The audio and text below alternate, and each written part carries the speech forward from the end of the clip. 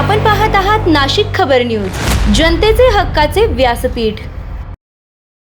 गंगा धोक्यात, गोदावरी प्रदूषणाच्या निषेधार्थ रामकुंडावर शिवसेनेचे तीव्र आंदोलन। नाशिकची जीवनवाहिनी आणि दक्षिण गंगा म्हणून ओळखल्या जाणाऱ्या गोदावरी नदीच्या प्रदूषणाचा मुद्दा पुन्हा एकदा ऐरणीवर आला आहे। गोदावरी नदीत ड्रेनेजचे सांडपाणी सोडले जात असल्याचा आरोप करत शिवसेनेने रामकुंड परिसरात तीव्र आंदोलन छेडले। शिवसैनिकांनी रामकुंडावर एकत्र येत प्रशासनाविरोधात जोरदार घोषणाबाजी केली। गोदावरी नदीचे पावित्र्य आणि पर्यावरण धोक्यात आले असून नदीत मिसळणारे सांडपाणी तात्काळ रोखावे अशी मागणी आंदोलकांनी केली।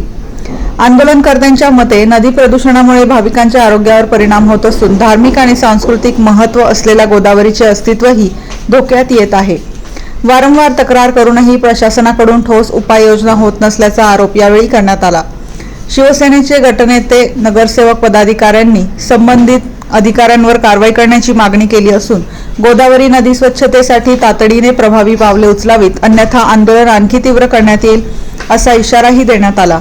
दरम्यान गोदावरी प्रदूषणाचा मुद्दा पुन्हा एकदा चर्चेत आला असून प्रशासन या आरोपांवर काय भूमिका घेते याकडे नागरिकांचे लक्ष लागले आहे।